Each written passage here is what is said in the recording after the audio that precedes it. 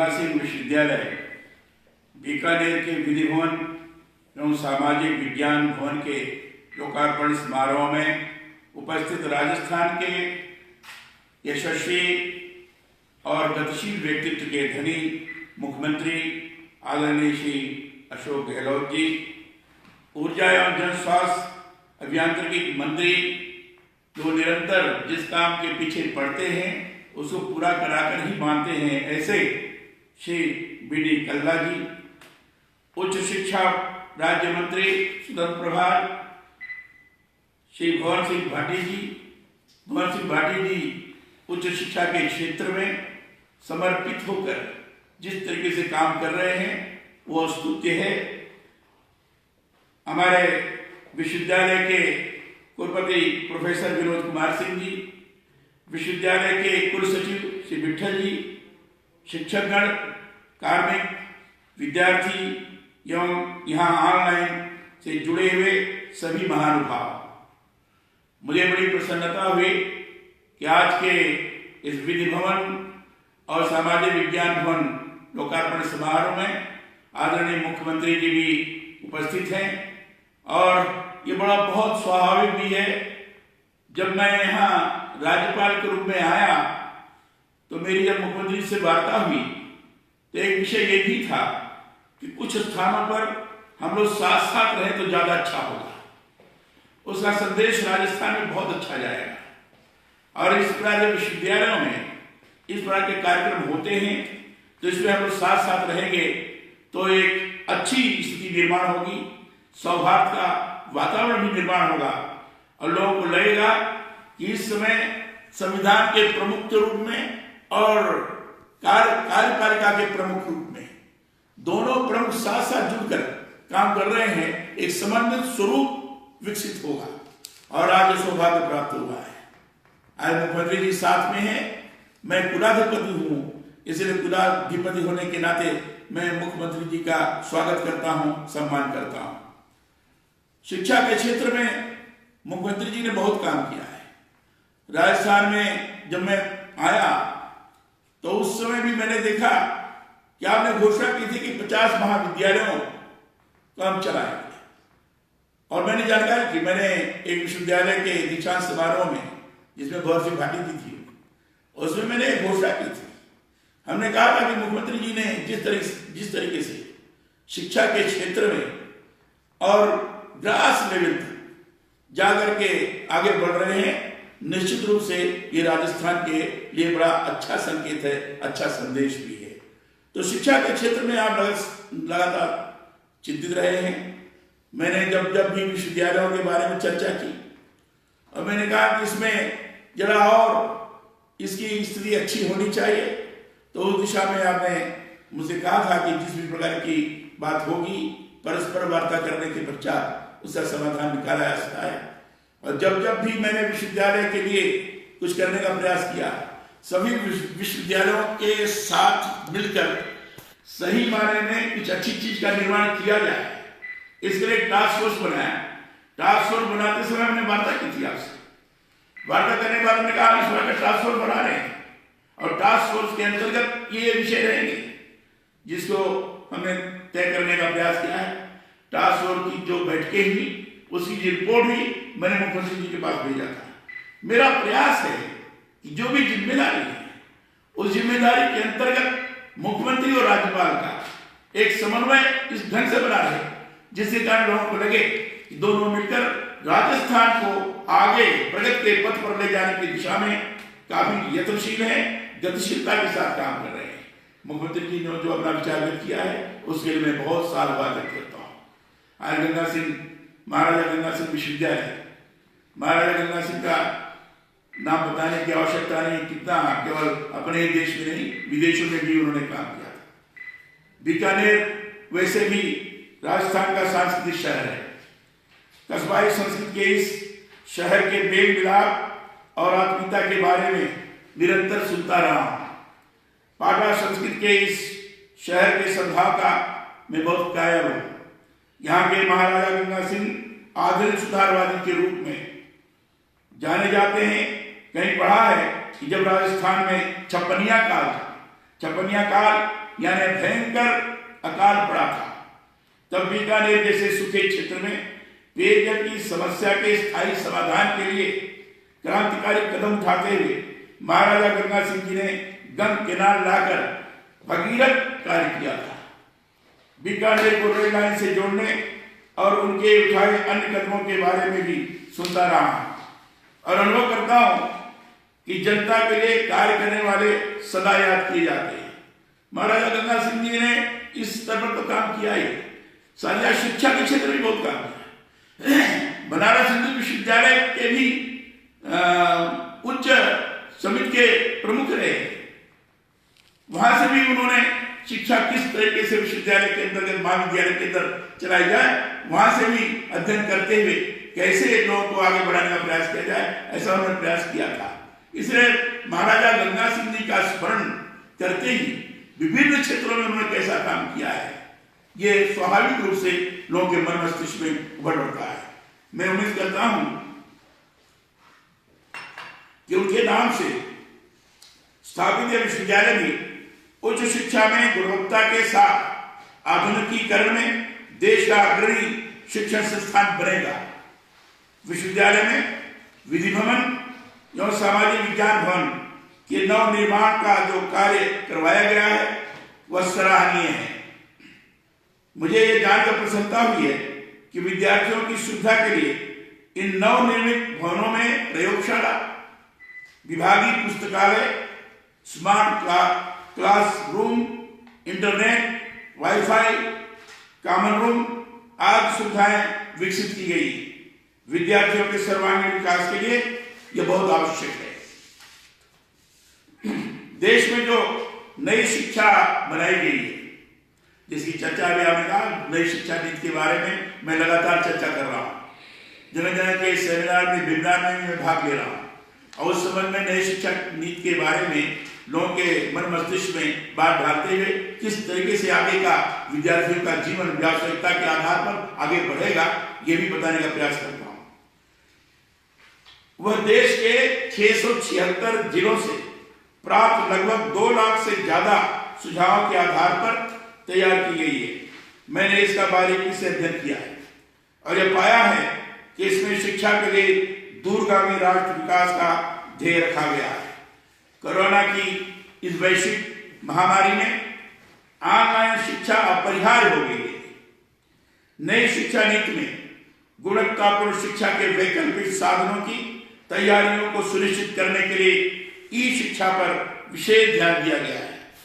इस हेतु डिजिटल अवसंरचना, डिजिटल कंटेंट और क्षमता निर्माण के उद्देश्य से नई शिक्षा नीति में पृथक से प्रावधान किया गया है।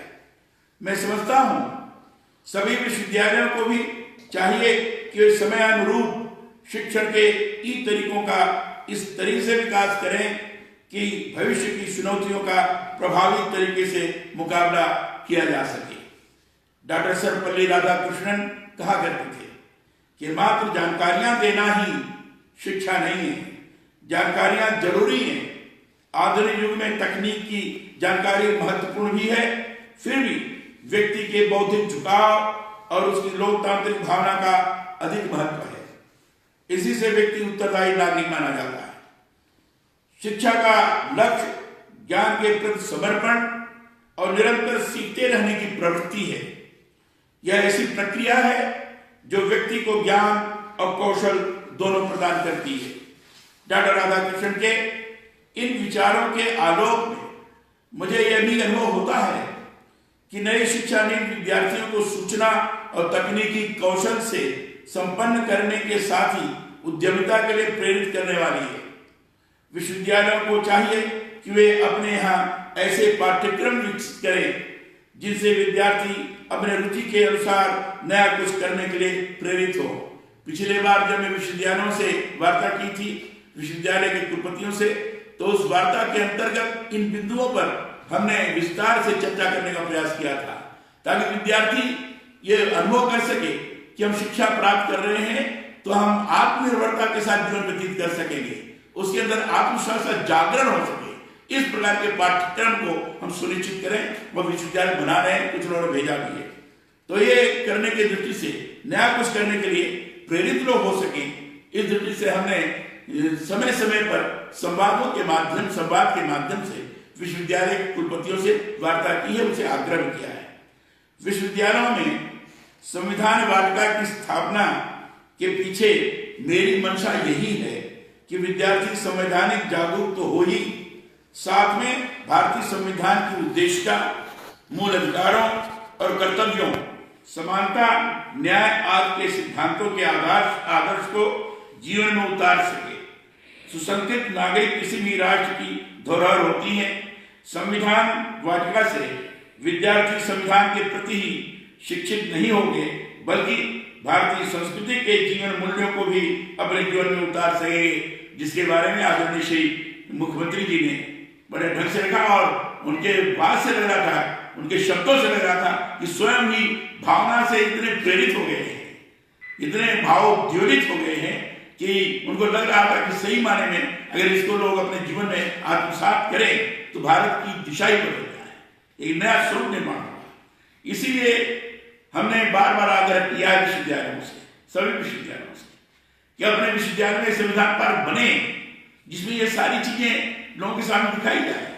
लोगों को लगे कि आखिर संविधान क्यों बनाया, कैसे बना, कौन कौन लोग थे, किन बड़े बड़े विद्वानों के विचार इसमें व्यक्त किए गए, कहां कहां के संविधान का अध्ययन किया गया है, भारतीय पौराणिक ग्रंथों का भी अध्ययन किया गया है, वेदों का भी अध्ययन किया गया है, भारतीय मनुष्यों के द्वारा भी समय समय पर जुगाड़ू रूप जिस प्रकार से परिवर्तन हुए उसका भी अध्ययन किया गया है।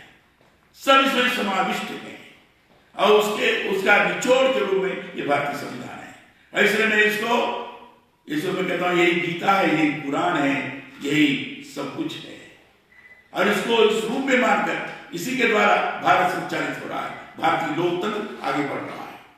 मुख्यमंत्री जी ने भावातिरेक के माध्यम से इस बात को व्यक्त किया है।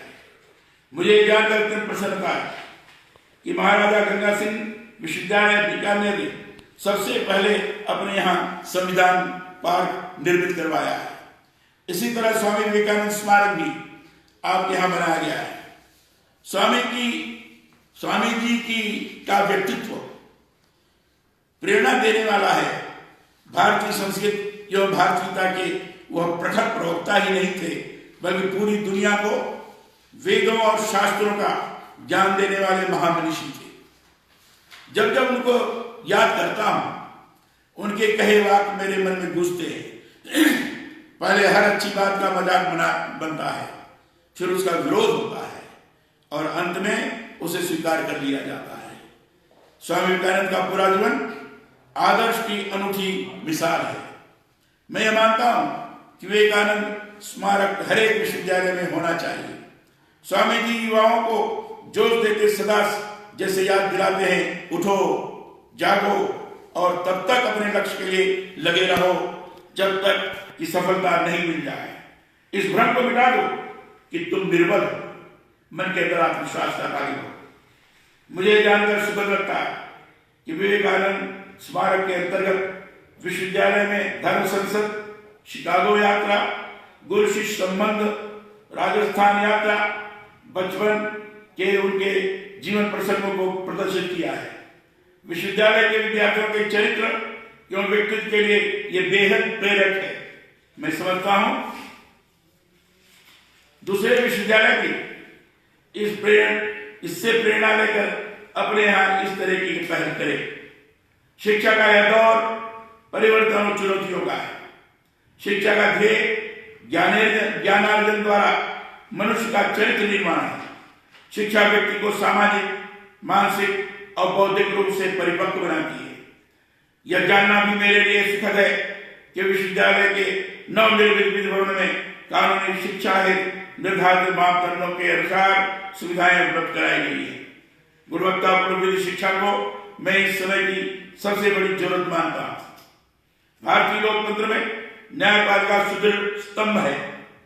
मैं मानता हूं कि भारतीय नागरिकों में अभी विधिक चेतना का अभाव है। न्याय कानून की पढ़ाई में विधिक जागरूकता के लिए यदि कार्य होता है तो यह लोकतंत्र के लिए बहुत बड़ी उपलब्धि है। विधिक शिक्षा के विकास के लिए सैद्धांतिकी के साथ व्यावहारिकी भी जरूरी है।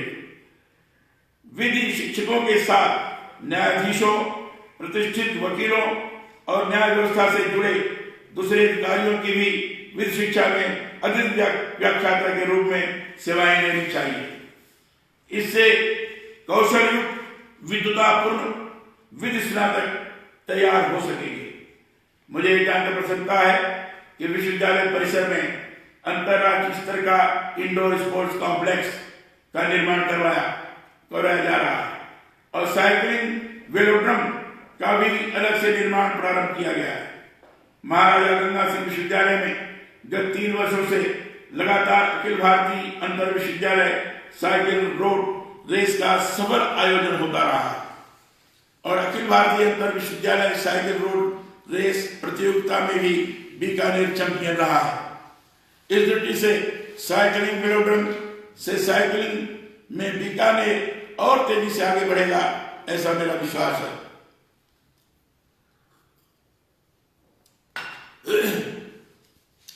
स्वस्थ तन में ही स्वस्थ मन का वास होता है। महाराजा गंगा सिंह विश्वविद्यालय उच्च शिक्षा के उत्कृष्ट केंद्र के साथ स्पोर्ट हब के रूप में भी अपनी पहचान बनाए, इसकी मैं कामना करता हूं। इस अवसर पर मैं मुख्यमंत्री श्री अशोक गहलोत जी को बधाई देता हूं कि उनके प्रयासों से राज्य सरकार द्वारा महाराजा गंगा सिंह विश्वविद्यालय बीकानेर में 4 नवीन विभाग तथा भूगोल, वाणिज्य एवं प्रबंधन, फाइन आर्ट्स एवं वित्त की स्वीकृति प्रदान की गई है। वर्तमान में विश्वविद्यालय परिसर में शिक्षा संकाय से संबंधित कोई पाठ्यक्रम संचालित नहीं हो रहा है। मेरा मुख्यमंत्री जी से आग्रह रहेगा कि विश्वविद्यालय को शिक्षा संकाय के अंतर्गत MPL के रूप में नवीन विभाग की स्वीकृति प्रदान कराएं, जिससे बीकानेर संभाग के खिलाड़ियों को खेलों के साथ साथ प्रशिक्षण प्राप्त करने का अवसर भी मिल सकेगा। यह प्रसन्नता की बात है कि महाराजा गंगा सिंह विश्वविद्यालय बीकानेर शिक्षा, शोध और सामाजिक सरोकारों के प्रति निरंतर जागरूक है। विश्वविद्यालय द्वारा गोद दिए गए गांव नागबड़ी में कोरोना जागरूकता अभियान के आयोजन और इसके जरिए 2 गज की दूरी रखने, बिना मास्क के बाहर नहीं निकलने, बार-बार साबुन से हाथ धोने, सार्वजनिक स्थानों पर नहीं थूकने आदि सुरक्षा उपायों की पूर्ण पालना है जागरूक तथा प्रेरित करने के कार्य की मैं सराहना करता हूं। कोविड का यह दौर बेहद सतर्क रहने का है। मेरा विनम्र अनुरोध है कि संक्रमण से बचाव के लिए समूह में एकत्र न हो, राजनीतिक सामाजिक आयोजनों में भी भीड़ कम से कम हो, इसका ख्याल रखें। महामारी में बगैर मास्क कोई भी घर से न निकले।